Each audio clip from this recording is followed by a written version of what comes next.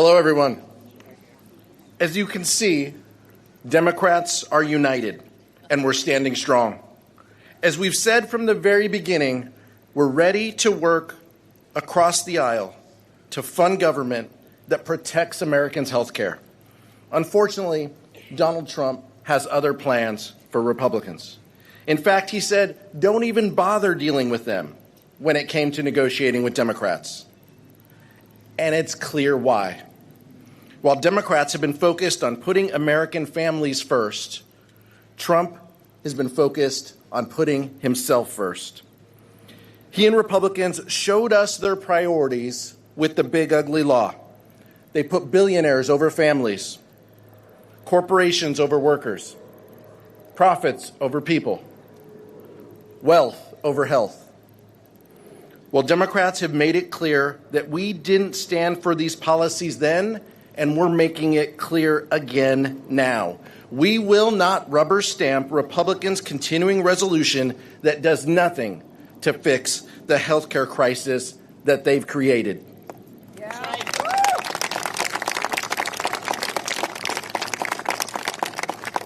If congressional Republicans fail to act, premiums will skyrocket 90% next year for over 20 million Americans who rely on the Affordable Care Act credits, and over 4 million Americans who will lose health care coverage. Let's put this in real terms. Children won't be able to get their medication. Seniors won't be able to see their doctor. Your neighbors will still get sick. And they'll all be out of luck if House Republicans have their way. That's why, once again, we're going to call for our Republican colleagues to join us in doing the right thing. Work with us for the good of our country and for the good of our people. Thank you. And I'll turn it over to the Democratic whip, Katherine Clark. Thank you so much, Mr. Chairman. It is good to be with all of my colleagues here today. We are living in very difficult times. The air around our politics is crackling with potential violence. The lionization of hatred has opened deep wounds. And most importantly, the American dream is out of reach for many. The top 1% controls more wealth than our nation's entire middle class. While households in this country, most households, 60%, cannot afford the basics. Donald Trump rode into the presidency on the promise of giving those households a break, making life more affordable, giving hardworking people some breathing room. And he and his loyalists in the House have betrayed that promise. They have made life harder and more expensive, soaring the cost of groceries, clothes, and utility bills. Nowhere is this betrayal of the American people more evident than the Republicans' deep cuts in health care, denying millions of Americans the ability to get the care they need. Republicans have voted to kick 15 million people off of their health insurance. They have stripped Medicare of $500 billion. Today in their budget, they are prepared to cancel the coverage for another 4 million people while they soar premiums for everyone. The Republicans are voting to close hospitals and nursing homes. They are voting to defund cancer screenings, maternity care, and medical research. They are dismantling the public health system that keeps us safe. All of this pain and cost is to give tax cuts to the extremely wealthy. Well, we are here to say the American people deserve better. And when Donald Trump says, don't work with Democrats on a budget, he is saying, don't work for families at home. Americans deserve a lifeline. They deserve to have the tools to build their own success. They don't deserve to be pushed down and left behind. Democrats believe that people deserve health care that is affordable and available. care that is treated as a right and not a luxury item. Republicans created this bill, this budget, all on their own. And if they want to pass a budget that rips away health care, destroys jobs, and soars costs, if they want to make health care a luxury reserved for the rich, they can do that on their own.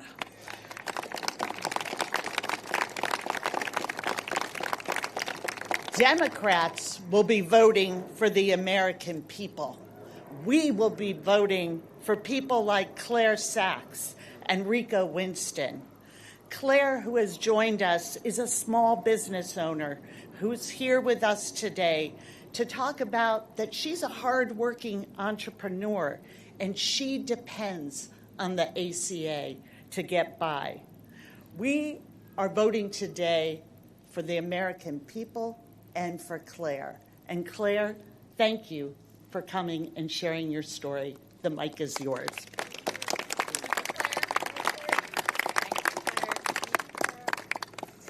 Hi, I'm Claire Sachs, entrepreneur and founder of TPAC Consulting in Washington, D.C. I'm here today because Congress is facing a decision that will determine whether millions of entrepreneurs like me can keep their businesses open.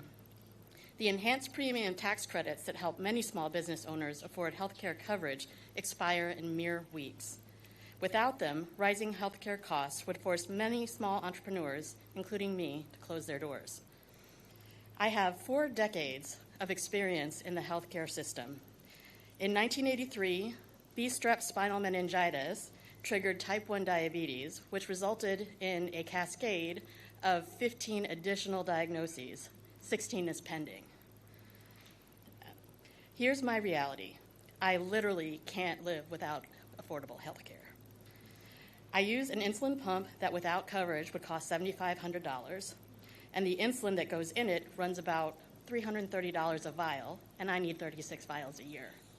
Altogether, my health care costs without coverage would be about $30,000. That's a whole 50% of my annual living expenses. Before the Affordable Care Act passed, I was job locked. I only worked for companies that could afford my health insurance. Starting my own business wasn't even a twinkle back then, because had I approached an individual policy provider, they would have laughed me out of the room. Fortunately, the passage of the ACA changed the rules around pre-existing conditions. That was a good thing because in 2020, I was laid off due to COVID. But I was able to launch my business because the ACA enhanced premium tax credits made it possible to get affordable health coverage on my own. Today, those credits are the only reason I can afford both my business and my health. And I am not alone. According to a Small Business for America's Future survey, 55% of businesses have owners, employees, and or families who rely on premium tax credits. But those credits expire at the end of the year. Kaiser Family Foundation estimates that insurance rates will spike an average of 20%. For many small businesses operating on slim margins, a 20% healthcare increase is mathematically impossible to absorb and will force a lot of hard choices. I would likely have to close my doors and get a job that offers insurance benefits. Small business owners are facing economic pressure from a lot of corners this year, from tariffs to inflation to a tax code that favors our larger corporate competitors. A dramatic rise in the cost of health insurance could be the nail in the coffin for many of us. 30 million small businesses employ half of America's workforce. We are the backbone of America's economy, providing jobs and economic activity in every community across this country. These credits are an investment in our entrepreneurship that pays off many times over. When you price entrepreneurs out of healthcare, you risk taking millions of productive members of society out of our economy. We need our leaders to take action. Extend the enhanced premium tax credits now. Small businesses built this economy, and while managing our health conditions, we deserve health care that doesn't bankrupt us for needing medicine. Thank you. And now I'm going to pass it to Rico Winston. Thank you. Good morning. Good morning, everyone. My name is Rico Winston. I'm the proud father of an amazing young man who's created and designed by God perfectly, and he has a diagnosis on the autism spectrum. His name is Israel. I am concerned about how America and the world will look at him. What inequality and racial divides will be awaiting him due to the color of his skin and the fact that he has a disability. Medicaid is not a luxury. It is a difference between security and fear. No parent should ever have to choose between putting food on the table or taking their child to the doctor. Also, no family should ever lose medical coverage. It is peace of mind. When people have access to care, communities are stronger, children grow up healthier, and families are able to move forward without being crushed by medical debt. Strength and empowerment ripples outward when our communities thrive. States and our nation thrive. The positive impact is undeniable. At the heart of this is a simple truth. Every single person deserves the dignity of care, regardless of income, circumstance, or zip codes. Thank you. Healthcare is not just policy, it is humanity. Invest in Israel and all Americans, providing Medicaid, which is essential for the development and growth and the future of America. Thank you.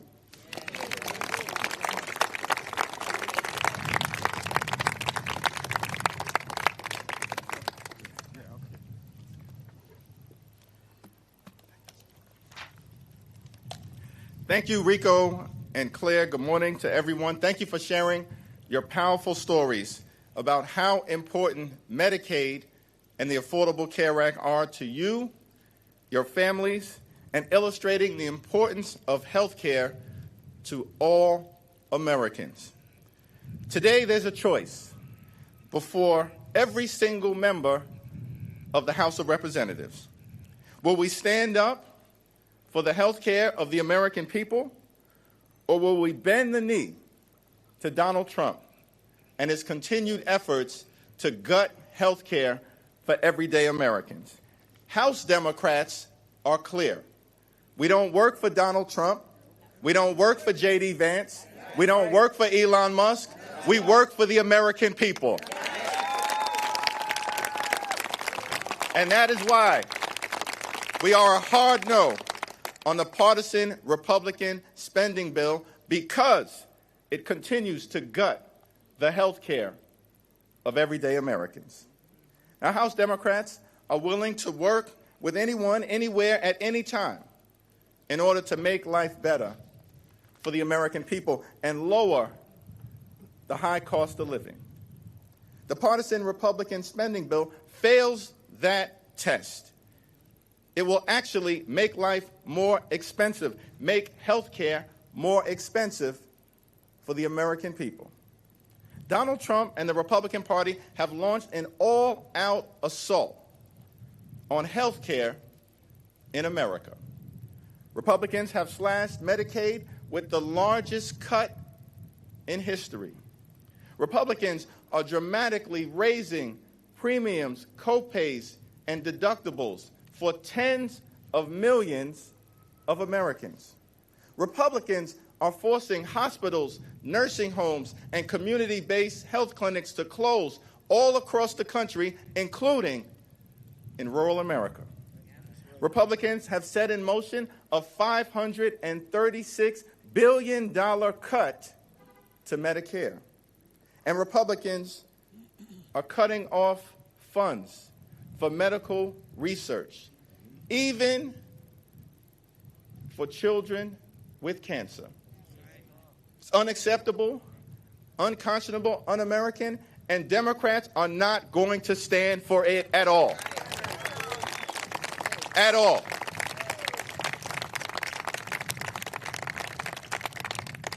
Democrats are fighting hard to cancel the cuts. Democrats are fighting hard to lower the costs. Democrats are fighting hard to save your health care. Democrats will defend the health care of the American people today. Democrats will defend the health care of the American people tomorrow, Democrats will defend the health care of the American people at all times. Vote no. Cancel the cuts, lower the costs, save your health care. We're voting no on the partisan Republican spending bill, and will continue to defend the health care of the American people.